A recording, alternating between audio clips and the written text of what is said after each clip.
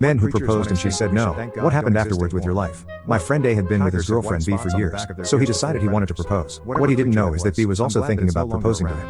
A proposed first, and B freaked out because she had already said her proposal and bought a ring, so she said no. Over the next week, B freaked out more and more, and refused to answer A's calls and messages. A then decided to use the money he had saved up to buy a plane ticket to Europe. What was supposed to be a 3-month trip through Western Europe turned out to be a year-long trip around the world. One day, A says that he's coming back and B decides to go and wait for him at the airport and propose to him there. It turns out that while being in Peru, A met a girl and they fell in love almost immediately, and got married in Peru.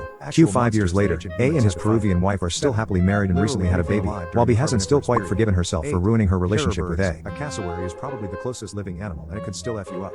9. Short-faced bear. Those effers stood at 13 feet tall. I stood next to a model of one once and couldn't even really register how a predatory mammal could be so big.